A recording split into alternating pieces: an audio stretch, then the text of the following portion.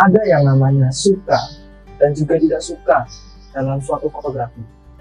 Tapi ingat, tidak ada yang namanya benar atau salah dalam suatu fotografi. Kata-kata itu saya ambil dari seorang pemilik perusahaan Air Photo Network, yaitu perusahaan yang bergerak di jasa dan bidang edukasi fotografi, serta pemilik ruang kolaborasi, yaitu sebuah perusahaan yang bergerak di bagian konsultan dan manajemen kreatif, yaitu Ignatius Kelly Sedai. Perkenalkan, nama saya Jeremy Guna Pratama. Saya merupakan mahasiswa yang masih kuliah di Fakultas Ekonomika dan Bisnis Universitas Gadjah Mada. Ketika Juli tahun 2020, yaitu tahun ini, terdapat suatu berita yang menggemparkan bagi pecinta fotografi, termasuk saya yang merupakan hobi fotografi. Ketika Juli 2020 terjadi muncul sebuah foto yang diambil oleh seorang jurnalis National Geographic yang bernama Joshua Irwandy.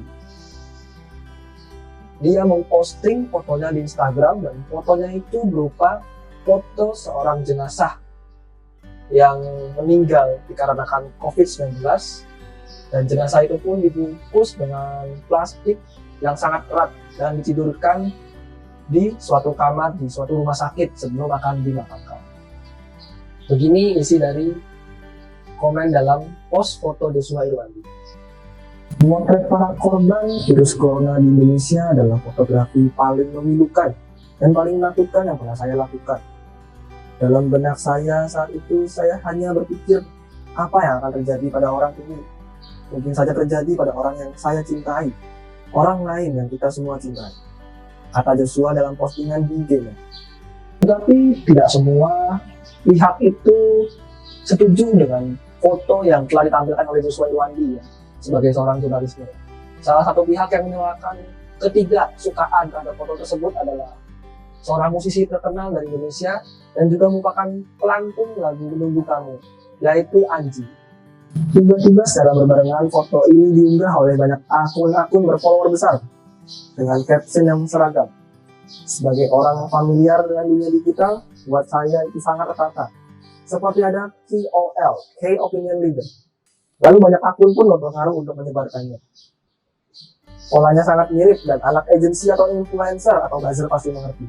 Kemudian kalimat yang kedua, dalam kasus kematian yang katanya korban COVID, keluarga saya tidak boleh menemui. Tetapi ini seorang fotografer malah boleh. Kalau kamu merasa ini tidak aneh, mungkin saya yang aneh. Saya percaya COVID itu ada, tetapi saya tidak percaya bahwa COVID semengerikan itu. Yang mengerikan adalah hancurnya hajat hidup masyarakat kecil. Fotografi itu diketahui banyak orang, hampir semua orang mengetahui fotografi itu. Tapi tidak semua orang dapat menjadi seorang fotografer. Fotografi itu merupakan pengungkapan atas suatu seni, layaknya seni tari, seni musik, dan juga seni rupa, serta seni-seni lainnya. Hanya saja fotografi ini memiliki pengungkapan atas seni berupa foto-foto yang pasti berbeda dengan seni musik. Itu berdasarkan musik, seni rupa berdasarkan rupa. Fotografi mengungkapkan apa yang ingin kita ungkapkan kepada orang lain, pada orang banyak, pada khalayak umum, pada para masyarakat. Dengan kita melakukan fotografi, kita mengambil foto, kita ingin memberikan kesan dan pesan apa sih yang kita rasakan. Dengan kita mengambil satu foto, kita memberikan apa sih pada orang lain. Itu pengungkapan dari diri kita atas suatu foto yang diambil. Dapat kita lihat seperti kasus tadi yang sudah saya sebutkan antara Joshua dan Anji, itu merupakan salah satu contoh kasus, yaitu perbedaan pandangan dalam fotografi.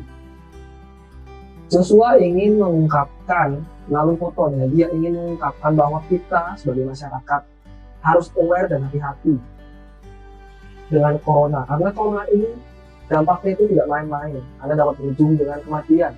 Hal itu pun terlihat dari foto seorang jenazah tersebut yang telah diplastik dalam satu rumah sakit.